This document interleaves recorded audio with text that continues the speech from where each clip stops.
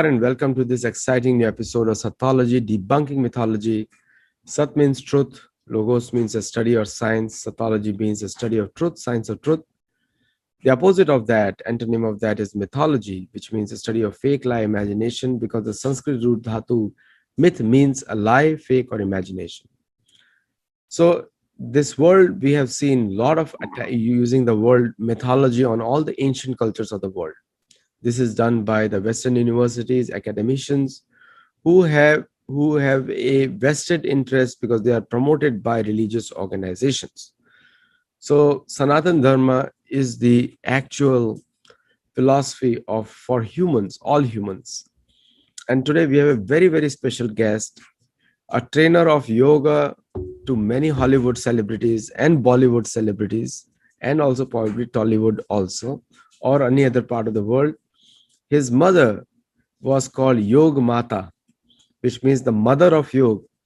And President Bill Clinton and other government functionaries of the US government met her and took her guidance on a regular basis. So without delay, let us welcome Shri Atul Vyas. Very good morning to all of you. So Atulji, the moment the word yogi comes in, it automatically means a person who has lost way in life, colloquial meaning in America. Like a regular American will think of yogi as a person who has lost his way. He's not practical. He's like in living in a psychedelic world of his own mind. And most of the yogis also, they behave in such a way that people can't trust them for anything practical. And and I see a disconnect because I am a yogi, you are a yogi, and one of the work of a yogi is loka sangraha, for the benefit of the mankind. So why this misconception is there and how can we break it? To be honest, I am not a yogi. Yogi is a very, very sacred term. And to call yogi, to treat it so lightly, is perhaps not understanding the meaning of a yogi. Yogi is one who has conquered the senses and gone beyond the power of senses. So for the worldly people who cannot go beyond their intellect, think they are behaving abnormally or they are, not normal. It is just like that. If you go to a mental asylum and few of you are normal, all the inmates of the mental asylum will think this man is not normal. These two people are abnormal. So same is the case with the yogi. And to call anybody who is doing yoga a yogi is one of the gravest mistake one can do it. Yogi is someone who has achieved the purpose of this life for which we are born. And therefore, to call them impractical or world, they have, it is just like, you have got a vehicle and it's like a taxi. You had a cab and you are moving, you have reached your destination, and still you are wondering that you have to keep the cab and keep it clean and well maintained and all that. You have reached your destination, that's all, and leave the cab, that's all. Similarly is the function of the body. Body is like a cab where we have to reach our destination of going beyond our senses and intellect and merging with the universal consciousness. And that is the purpose. And people who have achieved it are called yogis, Aditya. So I think this is a very great disconnect between the term yogi and what we understand and what does it really mean. Coming from India and Indian origin, we understand yogi is not a light word. Yogi is reserved for something very, very special, and somebody who has done or achieved siddha, some kind of siddhi they have attained, Siddhi just means perfection, doesn't mean some magical powers, but some perfection they have attained. But Krishna says in Bhagavad Gita, Yogi Nam api sarvesham mad gate nantaratmana. So he says that the highest, the topmost person is a yogi. He tells Arjun, be a yogi. Yes. And so Yes. the expectation of Bhagwan is very high. Be a yogi. And the yogi doesn't mean that person who can do Padmasan properly. Generally, the in the American yoga schools, I can say, किसी ने Padmasan, somebody did a Padmasan, matlab he's done a great job. Or somebody's body is flexible, he has done a great job. But when Krishna talks about yogi, is totally different. And so naturally, when Americans see a person who is just 10 months old in doing some physical exercises, hatha yoga, uh, and they are calling themselves yogi, naturally they'll have bad impression, because they are looking at this person. He has not given up any of his bad activities or bad habits, and now he's calling a yogi. So shouldn't there be a certification or some kind of level set up so that people don't get misguided by these kind of things? Yes, you basically what Bhagwan Krishna, Lord Krishna meant when he said to Arjuna to be a yogi is to do action attachment. That's a real yogi.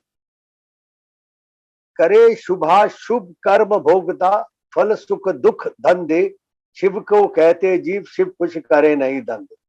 That a real yogi does not do anything. He is not a doer, he is a witnesser. And that is all, that is what is mindfulness is all about. That to become a real yogi, you don't have to be attached to the fruits of your karma or your whatever you are doing. You have to be just focused on your activities, your actions, your strategies, your work. That's all.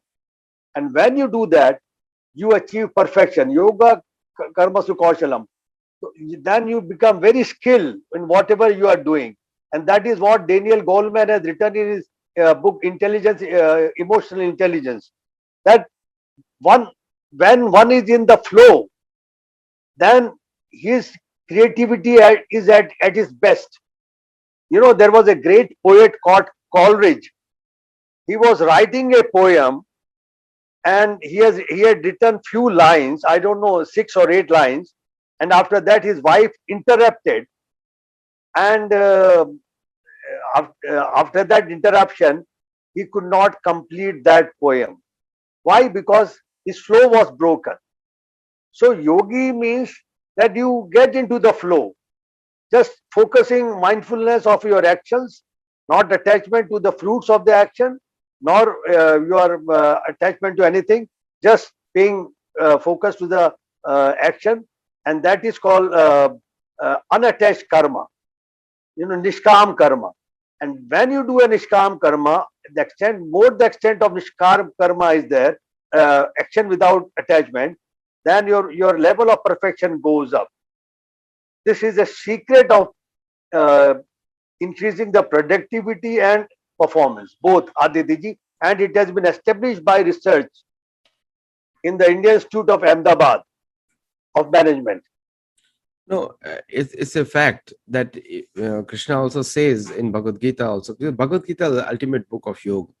The word yoga became popular because of Bhagavad Gita, and people, Western world may recognize it or may not recognize it, but it doesn't matter. Western opinion doesn't matter here, because Bhagavad Gita talks about yoga in every chapter, and in that it is very clearly said that who is a sannyasi is the one who is actually doing karma. Yajna is also karma, yoga is also karma. And without work, you cannot even maintain your own bellies. So when people who claim to be yogis are not productive to the society also, so that they leave their responsibility to their children, they leave their children, or they just focus on yoga. Like the children are here and they are in Indonesia learning yoga, or Thailand learning yoga, and or in India learning yoga. But when you do not, if you're not responsible to your regular family duties or whatever responsibility you have taken, especially of the children, then automatically people are going to doubt the very yoga. So to give, if you want to promote yoga, you need to set a good example. Wouldn't you agree? Well, very clearly, the Hindu Dharma has set very clearly Chatush ashram Dharma. We have very clearly uh, uh, stratified that there are four ashrams. That is, number one, Brahmachari, Grihasthashram, Vanprasth, and Sannyas. What is this? This is all about this uh, division of life accordingly to their productivity and according to their usefulness. Do you think if we come to the corporate world, which I am being a part and which I was a very active member of the corporate world, I worked with the richest man of India many times, many companies, top people, top companies, and directly dealing with the chairman and board of directors. The members of the board of directors never were involved in day-to-day activities. Similarly, the sannyasis and the yogis are not involved in the day-to-day activities of the world.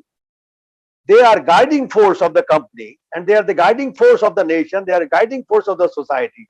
Aditya ji. So this concept is that you leave your children, or this is all very misunderstood concept, which I will I will laugh over it, And this is a very stupid way of understanding. They have not understood the entire. They have to understood the entire canvas of the Hindu Dharma. Arjun, Otherwise, without that, part taking here and there, and is not will be injustice to the Sanatan Dharma and the great philosophy we have, and the yoga itself. Arjun was a yogi, and Arjun did perform his warrior duties. Your hand is coming in front of the camera. So All right. Arjun is a warrior, and Arjun performed his duties. And Arjun, after hearing the entire science of yoga from Yogeshwar, which is Krishna, the first of all, the god of all the yogis is Yogeshwar, Krishna. So that they have to know, because just without Krishna, yoga is not complete. So if when Krishna is speaking, and the and he is telling you about yoga, the the the at the end of the Bhagavad Gita conversation, which is a conversation, he decided to complete the war as per the duty given by responsibility by his own elder brother. He finished that. So material responsibilities now today, after 7,000, 8,000 or 5,000 years, whatever years you may think of, still we are discussing about that conversation today also. And that book is a guide, Because because that man set a great example for us to follow yoga. So yoga doesn't mean, if you're a yogi, doesn't mean you leave your responsibility to your family, to your nation, to your that weakness. If you think that is a weakness, that means you were never doing yoga in the first place. What do you have to say on that? well, when you say that people are, I mean, Lord Krishna and people are following it, I will say that they are following it because it is very relevant today, and getting more and more relevant as the world become more complex. The Gita is is getting more and more relevant in the day-to-day life, practical life. You can check with the management institutes in the corporate world. You can go into the spirituality. You can go for the health. Everywhere, Gita is very relevant. You take for food habits. Uh, so everything is Lord Krishna has talked about it. And at the end of every chapter of Gita, Yoga Vidyaya, the chapter ends, it is the Yoga Vidyaya that ends the chapter. So it says that it is the Yoga Vidya, the 17th chapter and 15th chapter end.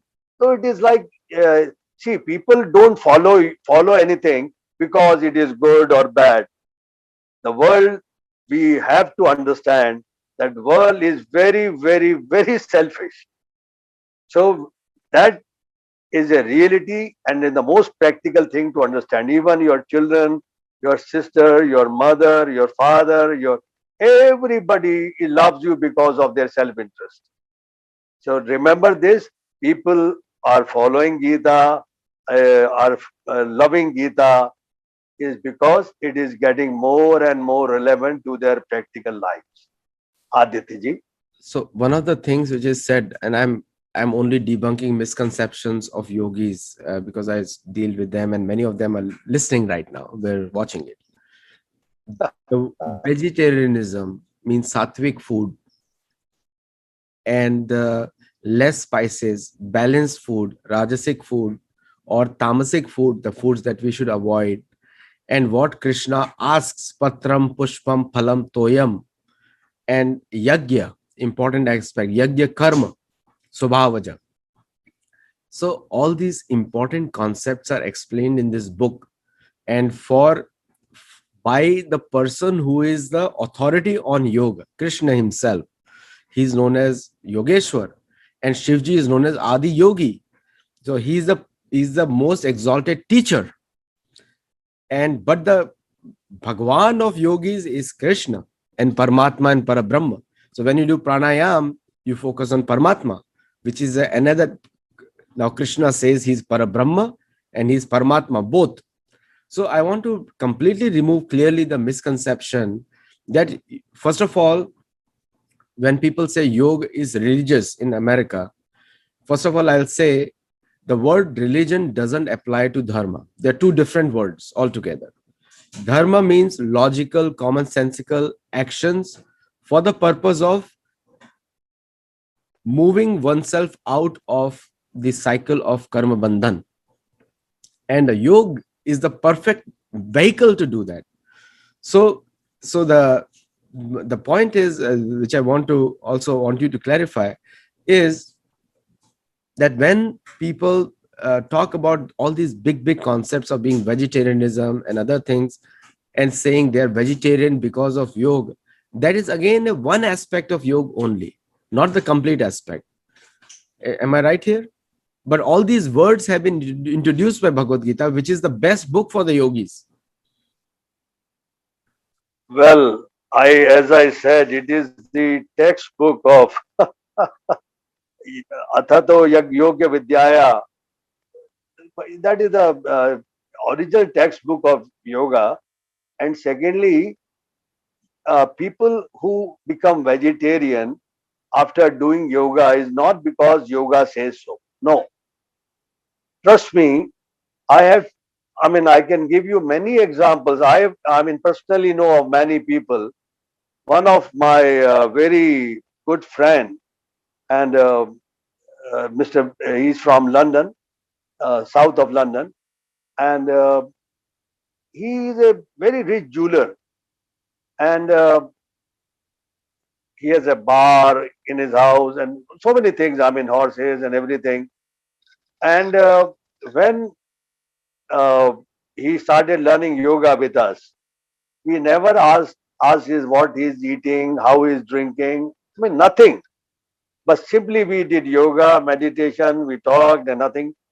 And when I went to London, he invited me to stay with him. And I was surprised that uh, whole day and night we were together and he never went for the bar. I said, you can go ahead and have your drinks. Maybe you are not feeling comfortable when I'm here. He said, no, no, no. He told me that whenever after doing yoga, I drink, I get a headache. So I can't drink. And he said, I have automatically on my own violation weaned away from eating non-veg. So yoga very subtly weans you away from your vices. So you don't have to stop. If people are becoming vegetarian after doing yoga, it is not because of the scriptures, it is because it really changes you inside out. Aditya ji.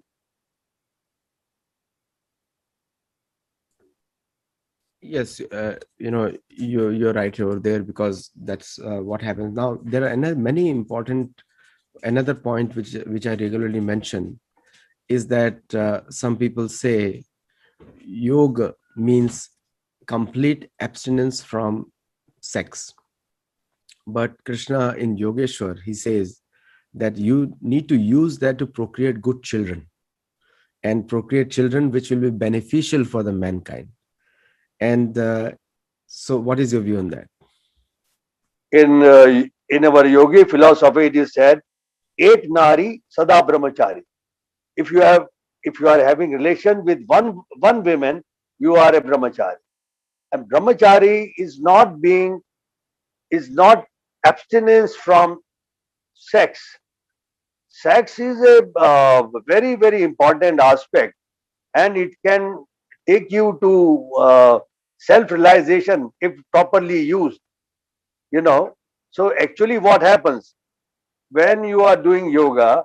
You are the in sex. What happens? That subtle energy goes down out of your body, and the same energy, when it's conserved and pushed up, you get enlightenment. So sex is an important part, but when excess of everything is bad. So misuse of sex is wrong. It is never said, but till 20, till you are 25, you have to lead, you have to be, you have to abstain from sex. That is very important. It is mentioned in our four Varna Ashram Dharma that till 25 you have to abstain from sex and focus and concentrate on learning, acquiring skills so that you can sustain the grass ashrama.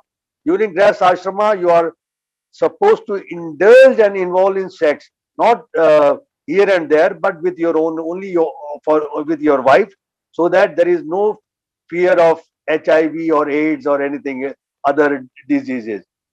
uh, and after 50 years you have to again automatically uh, go into the vanpras ashram, not away from home but a little away from home, in the forest, somewhere secluded place, not living with your family.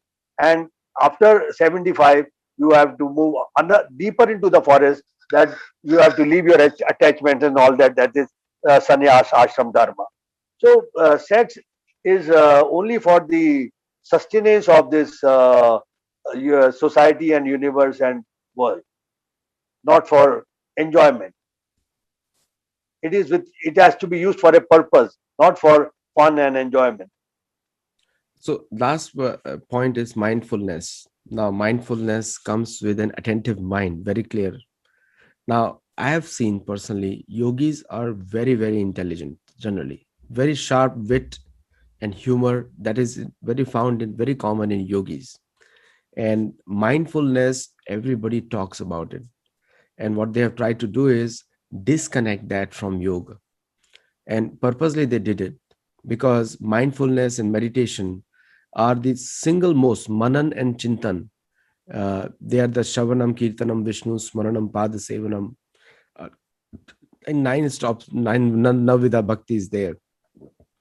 And most of the times, Western academics have disconnected yoga from mindfulness.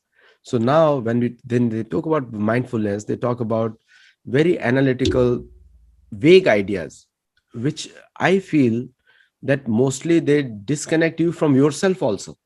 So now you are doing mindfulness as a separate exercise than you. So you're very productive in the workplace, but you are least productive in the house.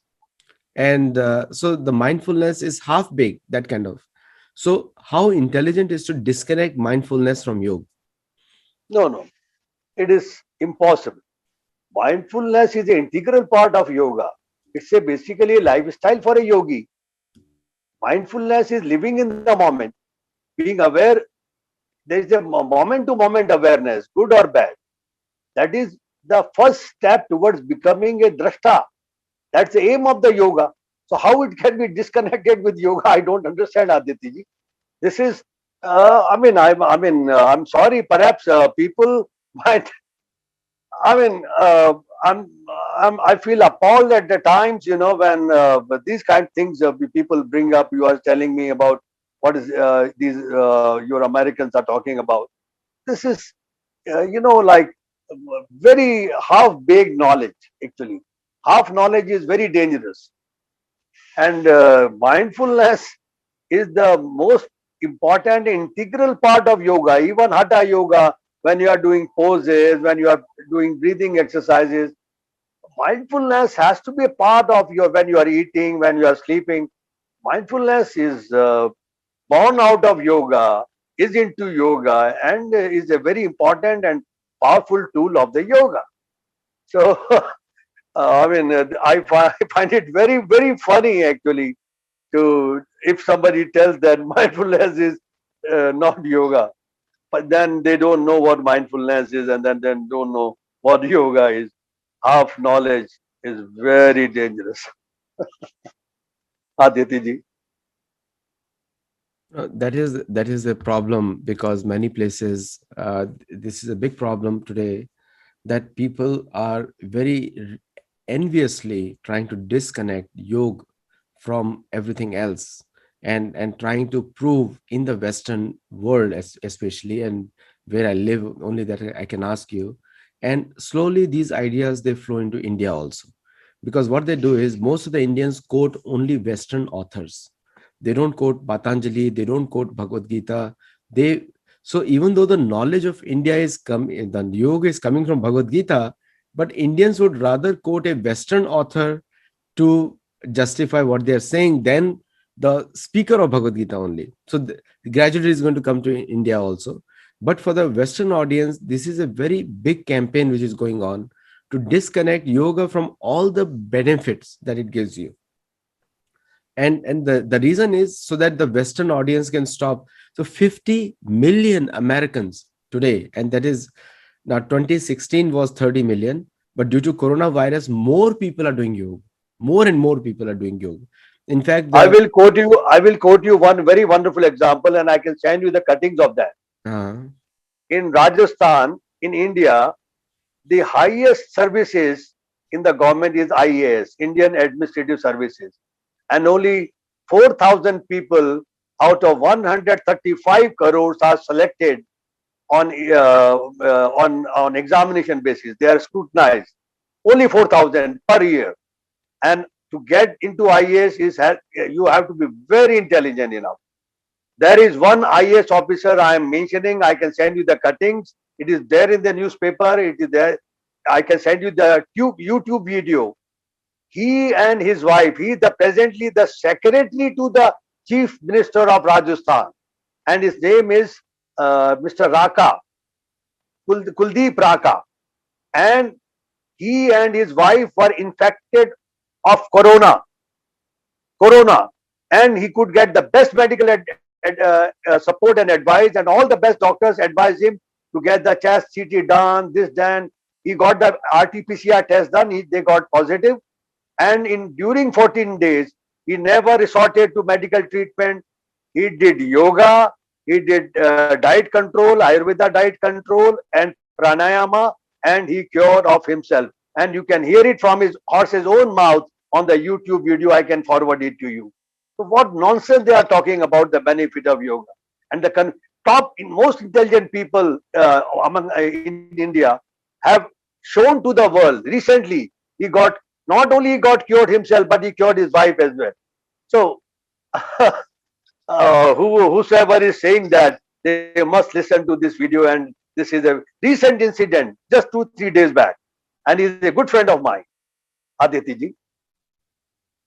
no, no, you are right, because most of the people, see, the point is, the organizations, Christian organizations and other organizations, have such a strong PR in America that they are able to talk anything, and there is no one to counteract them. And all these questions are being asked currently right now to all of us, that we have become the new standards, so we have to now start speaking openly. Like America is only one philosophy: the duck which quacks the loudest gets a cracker. That's the American philosophy. So anyone who speaks loudly becomes the sole voice. And the biggest problem is the United States. You were telling me about the commission which Bill Clinton had set up. I was searching that. White House. I did not find it. So maybe you have to send me the link again, or something you have to No, send I me. don't have the link. It was way back in. I have to check the year when Bill Clinton was here. I can tell you that year only, perhaps Yeah, quite if you late. can, At if you that time, can, yeah, we can talk later on, but you have to send me the link because I could not find it. And so, it was the White House Commission on Yoga, set up by Bill Clinton to equate yoga with the practice of medical practitioners and acupuncturists. They are covered by insurance. And similarly, he wanted yoga to be covered by insurance and introduce yoga as a therapy. And after that commission finding said that there are thousands and thousands of yoga teachers in every nook and corner of the America. So how they can be equated? And 6 months you can become a yoga teacher. So how can they can equate? Then there was my mother told about the difference between a yoga therapist and a yoga teacher. Because holistically you have to understand yoga. For example, I am telling you, mindfulness is an integral part of all the yoga. And that is the first thing we have to learn. And I will tell you, in Massachusetts University, his name is Dr. John Kabat Zinn. He is a professor of medical medicine there, and they have started 13 years. I'm talking of 93. In 93, there is a center called Stress Reduction Center in Massachusetts University Medical Center, and that center is now quite old, and they have done lot of research on mindfulness and medical conditions, and their report is worth reading for the world. And if you don't believe me, you can check with that center and their researches on mindfulness and the medical conditions, and amazing results. It has found very useful in COPD, in the lungs. If your lungs are failing, very useful in panic attacks, quite useful in psoriasis, because psoriasis there is a treatment of ultraviolet lights, and they made two groups. One who got both the groups got ultraviolet treatment, but one group was also doing mindfulness, and the group which was doing mindfulness got cured very quickly. So there are hundreds of examples they have enumerated in their studies. So I will, since you are there in the US, you can check with them. So it will prove you the point. What PR will do? A fact is a fact which cannot be changed by hundreds of the texts. Number one. So fact is there is a fact that yoga is the ultimate thing in the world to solve the present complex problems, whatever they are: physical, mental, emotional, spiritual, worldly. Mantra yoga. What do you think mantra yoga is? Mantra yoga can achieve any and everything. I can assure you, wealth even, money even. So it's the proof of the pudding is in the eating. You have to do it in a right way. You have to first understand in a right way. Simply some persons are creating a propaganda doesn't mean that something is bad. There is a man called Zakir Hussain. He's continuing a propaganda against Hinduism, making so many funny things, and with that. So that doesn't mean that I also make fun of Quran. You know, it. Naik, Zakir Naik. Reacting negatively is not my fault actually. So my point is, I don't care if we are surviving for last 12,000 years. I am absolutely confident that with the increasing complexities of the world, even in the corona, yoga is the only source man can look forward. Thank you. I think that's the right statement to make. And I think I'm not scared about yoga vanishing away. And the yoga is actually getting more popular. In fact, 30% of Israeli army, IDF, we are very proud of Israeli armies, but 30% of them, they practice yoga. And the yoga in the US armed forces have come to a level of 10%. 10% of the in American forces, they practice yoga, 10%. And it is increasing day by day. Most of the American doctors, they do recommend yoga to their practitioners. So all these things are increasing day by day. So now we have to just now say the right thing at the right time, at the right place, and with confidence that all the So I will interrupt you here. In that center of Massachusetts University, all the patients till 93, they have treated 6,000 patients, and all were referred by the physicians. None of the patients came on their own, mind you. Hmm. That's true. So, and secondly, in US Army, I have seen their document that in the Vietnamese War, the post-traumatic stress disorder was had affected the US Army very, very badly. And even in Afghanistan, and yoga is the only thing which can cure and which is healing the post-traumatic stress disorder, even in the army. I'll tell you. So why Indian Army is so strong? Why we could repulse the Chinese this time? Because Modi ji has introduced yoga for Indian Army. That has made them really fearless. Why Gandhi ji was fearless? Because of japa of Ram Nama.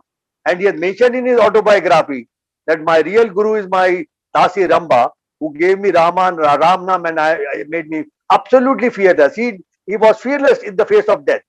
So that is the power of yoga. Japa yoga, this yoga. You can take any form of yoga.